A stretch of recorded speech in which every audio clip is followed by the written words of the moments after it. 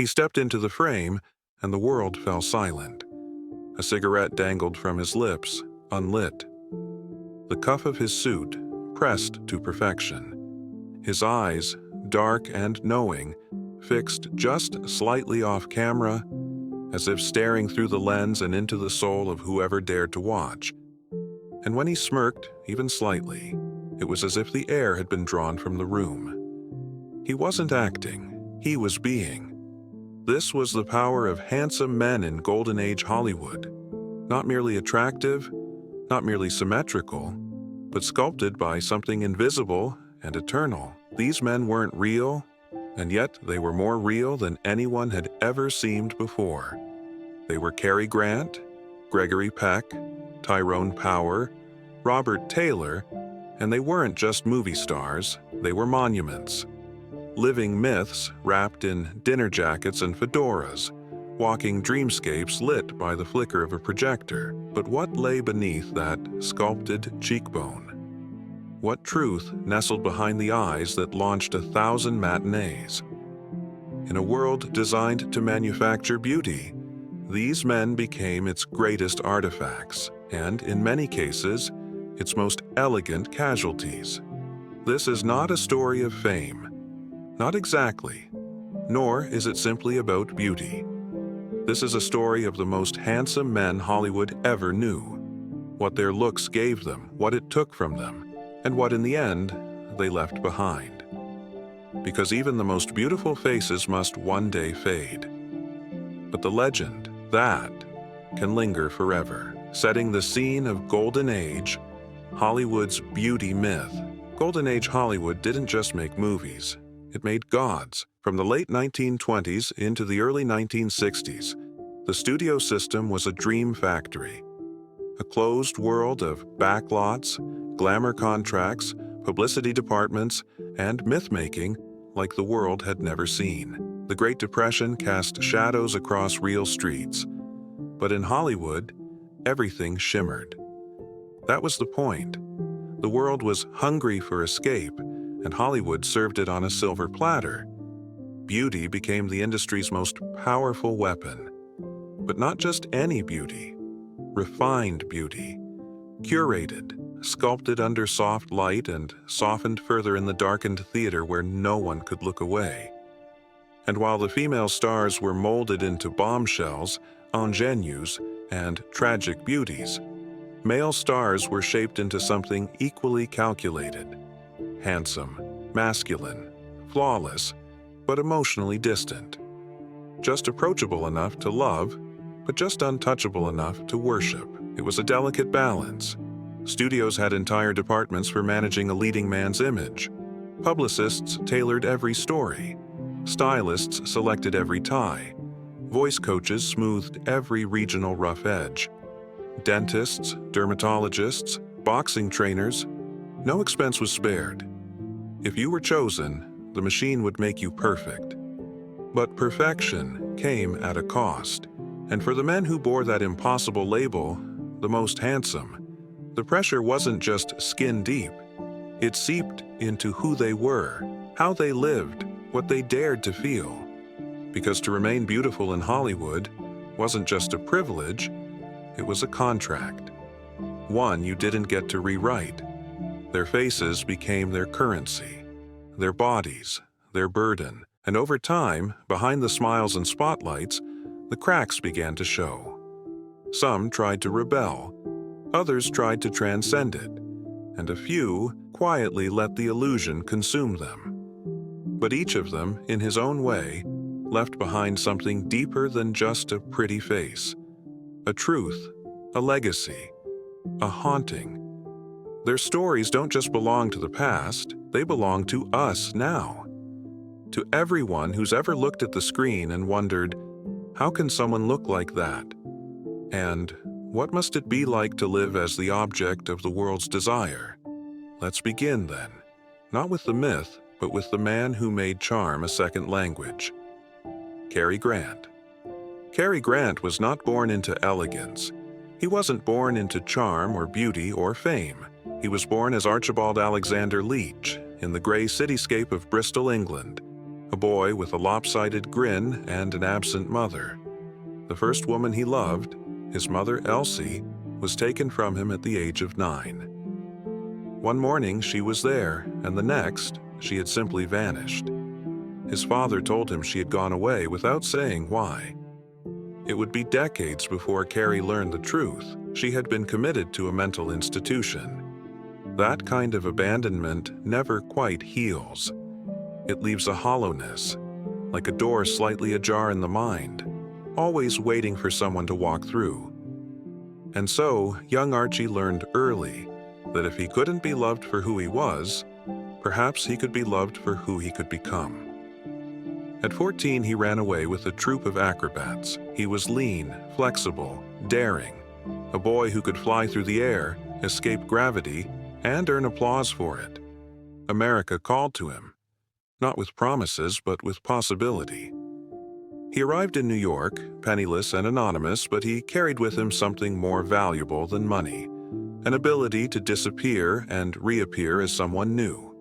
Archibald Leach would become Cary Grant. Hollywood didn't quite know what to do with him at first. He was too British, too light-hearted, too elegant in an era of rugged masculinity. But slowly, they began to understand what they had. A man whose beauty was effortless, yet entirely cultivated. A man who could wear a suit like it was his second skin. A man who could make a single raised eyebrow more devastating than a monologue. On screen, he became the epitome of male grace. In Bringing Up Baby, The Philadelphia Story, To Catch a Thief, he wasn't just handsome, he was magnetic. He didn't demand attention. He drew it gently, like silk slipping across bare skin. But the man behind the image, he was always watching himself from the outside, adjusting, calculating. He once said, "Everyone wants to be Cary Grant. Even I want to be Cary Grant." That line wasn't clever, it was confessional. He was married 5 times. Friends described him as both generous and unknowable. He tried LSD therapy before it was fashionable, hoping it would bring him closer to the truth of himself. But he was always slipping between versions, Archie and Cary, charming and distant, perfect and profoundly lonely. By the 1960s, he had enough. He walked away from acting at the peak of his beauty. Not in shame, not in scandal, just silence. He became a businessman, a father, a man no longer willing to chase the illusion.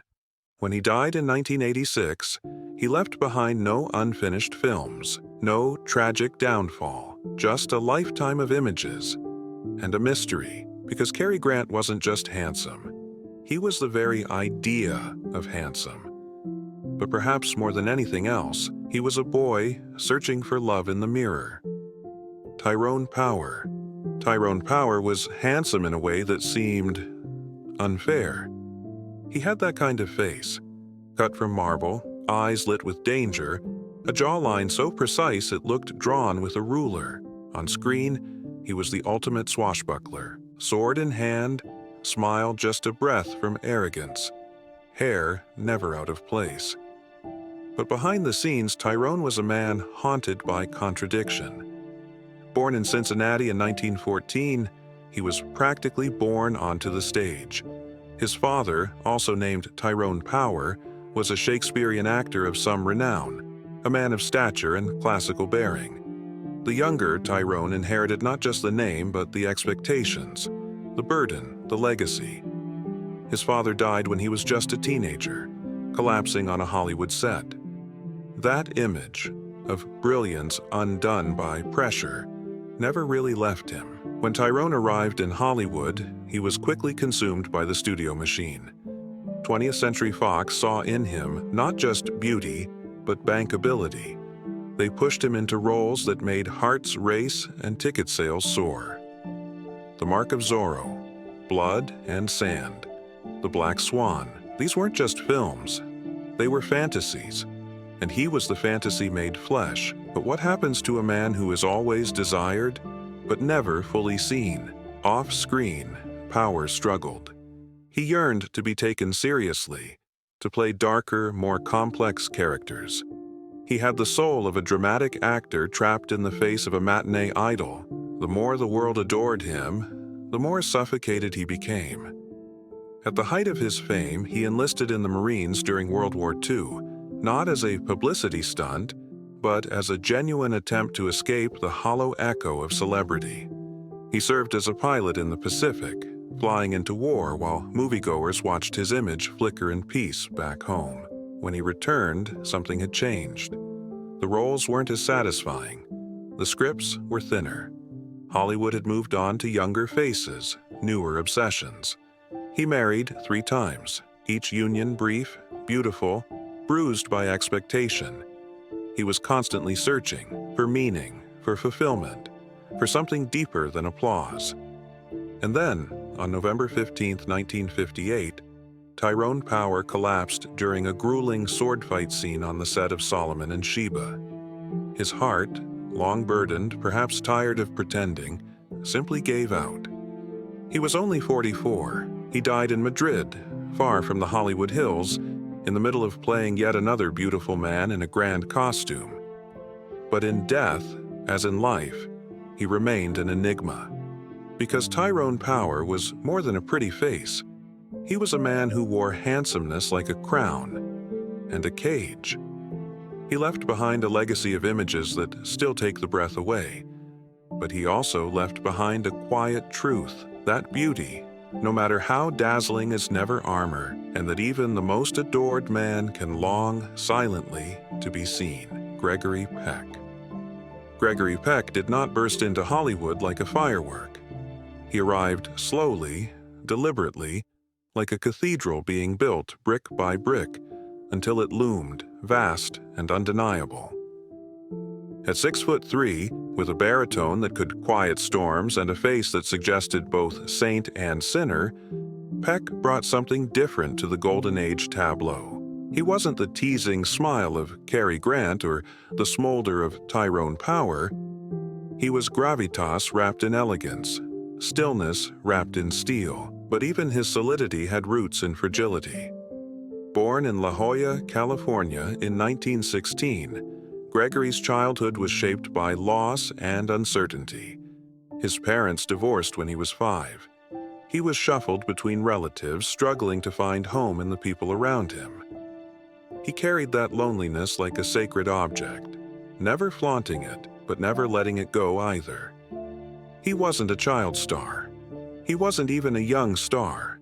He studied acting methodically, training at the neighborhood playhouse in New York, waiting, not to be discovered, but to be ready. And when he finally stood in front of the camera in The Keys of the Kingdom, 1944, the world didn't just notice, it leaned forward. Here was a new kind of handsome. It was the handsomeness of quiet power, of decency, of depth. Gregory Peck didn't play roles. He embodied ideals, Gentleman's Agreement, Roman Holiday, To Kill a Mockingbird, films that didn't just entertain, but stirred something moral, something unshakably human. But even ideals can be a burden. For years, he was typecast as the noble man, the moral compass, the incorruptible force. Directors relied on his gravitas. Audiences leaned on his strength. Yet inside, Peck wrestled with the same questions that haunted many of his peers. Was he more than his image? Was anyone seeing the man beneath the icon? He was fiercely private, loyal but guarded, handsome but unflashy. His smile could melt glaciers, but it always felt like it had been earned, not offered freely, but given as a reward for your attention. Peck once said, "Tough times don't last, tough people do." It's the kind of line a character might say in a film, but for Gregory, it was something deeper. A personal mantra, forged from a life of silent endurance. He married twice. The second time, to Veronique Pisani, he found something rare in Hollywood. A love that lasted. They stayed together until his death in 2003, nearly 50 years. He fathered 5 children, and was said to be as devoted to them as he was to the roles that made him a legend. In his final years, Peck didn't chase the spotlight. He spoke softly, gave talks, and let the myth of Gregory Peck become something sacred. Not a man of many scandals, but a man of enduring grace. Because Gregory Peck wasn't just handsome, he was dignified, the kind of beauty that ages well because it was never about youth. It was about soul. And when he passed, he left behind more than a career. He left a blueprint for how to be admired and yet still be true. Robert Taylor. Robert Taylor was called the man with the perfect profile, a phrase that followed him like a shadow from the moment he stepped into the studio lot at MGM. It was meant as a compliment, of course. How could it not be? His bone structure was nearly mathematical. Cheekbones set high and symmetrical, a jawline sharp enough to cut diamonds, a Roman nose that could have been lifted from antiquity. But beneath the cinematic flattery lay a quiet torment. When the world sees perfection, it rarely looks for anything more. He was born Spangler Arlington Brugg in Philly, Nebraska in 1911. A rural boy from modest roots, son of a grain dealer. His early years were filled with horseback rides and violin lessons, not exactly a roadmap to fame. He had no plan to be an actor. He wanted to be a concert cellist. But fate, as it often does in these stories, had other plans. After enrolling at Pomona College in California, his striking looks caught the attention of talent scouts. He signed with MGM in 1934, and the studio immediately rechristened him Robert Taylor. Strong, clean, American. Within a year, he was a star. They threw him into romantic dramas and wartime epics, often pairing him with the biggest female stars of the day: Greta Garbo in Camille, Vivien Leigh in Waterloo Bridge, Lana Turner in Johnny Eager. On screen, he was the fantasy, brooding, beautiful, impossibly controlled. But the reality was more complex. Taylor was not comfortable in his own myth. He was a quiet man by nature, shy even, with a hint of melancholy that crept into the corners of his most confident characters. His handsomeness often felt like a suit he had to keep wearing, even when it no longer fit.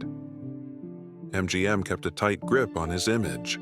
Publicity photos showed him in tuxedos, and more tuxedos, leaning on pianos, lighting cigarettes, standing next to impossibly glamorous women. But off-screen, he preferred riding horses on his California ranch. Alone, free from mirrors and cameras. He married actress Barbara Stanwyck in 1939. She was strong, worldly, and wildly independent. Their marriage was complicated, rumored to be arranged by the studio, tested by careers and silence. They divorced after 12 years, and neither spoke bitterly of the other. But in photos, even at their happiest, there's a distance. A man and a woman cast in a tableau, beautiful, yet never quite touching. Taylor's political affiliations made him a controversial figure. During the Red Scare, he testified before the House Un-American Activities Committee, naming names. Some said it was studio pressure. Others believed he was simply scared, like so many others. He would never quite escape the stain of that decision. By the 1950s, the studio system was crumbling. Taylor aged gracefully, graying temples, a weathered smile. But his type of beauty had been built for the black and white dream world, not the technicolor chaos of the future. He died in 1969 of lung cancer, just 57 years old. At the time, his star had faded. But time has a way of circling back to the icons we forgot to fully understand. Because Robert Taylor wasn't just a profile, he was a man who tried quietly to live within the narrow frame Hollywood gave him. He left behind hundreds of film stills, each one a lesson in aesthetic perfection. But his real legacy may be this: the reminder that sometimes the most beautiful man in the room is the one most eager to disappear into the crowd. The montage. The screen darkens, the music softens, and we begin to drift. Not into another actor's story, but into something larger. Something woven through all their lives like a hidden thread. The weight of beauty. Because for all their charm, for all the fans and premieres and breathless headlines, these men, Cary, Tyrone, Gregory, Robert, were not free. They were adored, yes, elevated, immortalized, but not always understood. To be handsome in Golden Age Hollywood was to carry a particular kind of expectation. You weren't allowed to falter. You weren't allowed to age.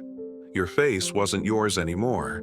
It belonged to the studio, the photographers, the public. You became an image. And images don't get to be tired. They don't get to be unsure or insecure or complex. They simply have to remain beautiful and still.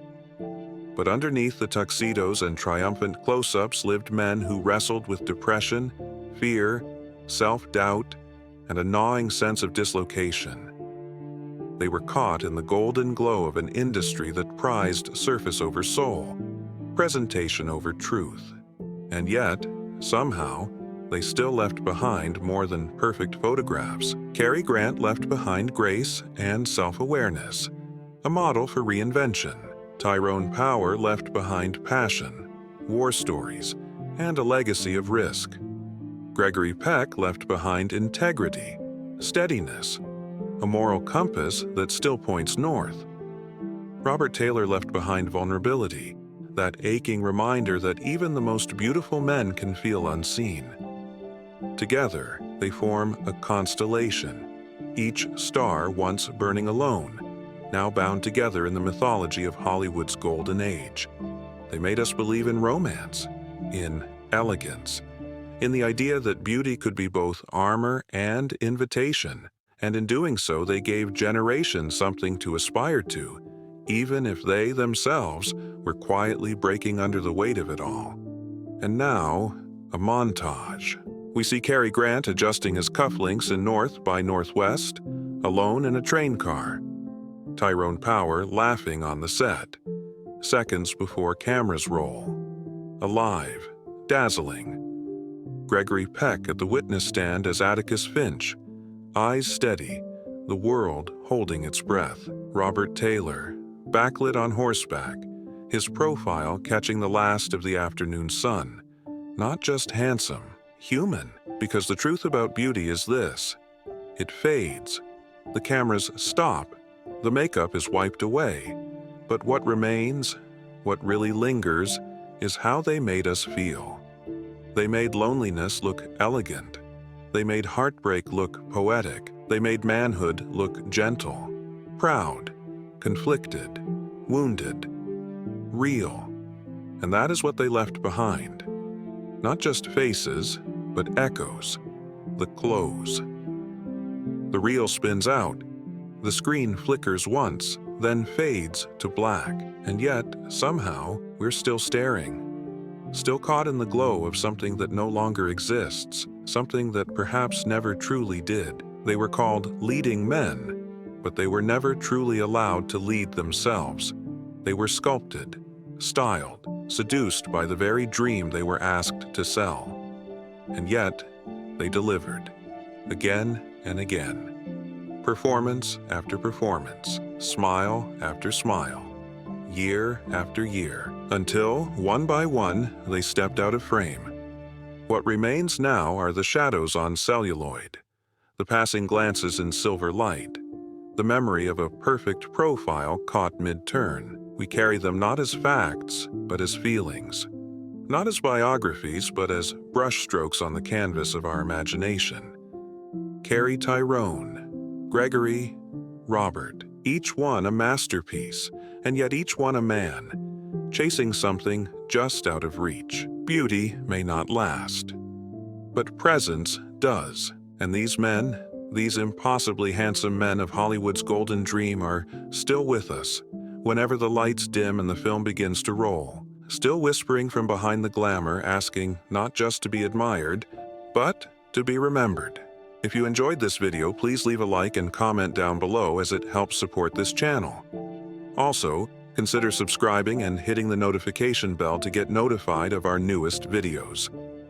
Thanks for watching.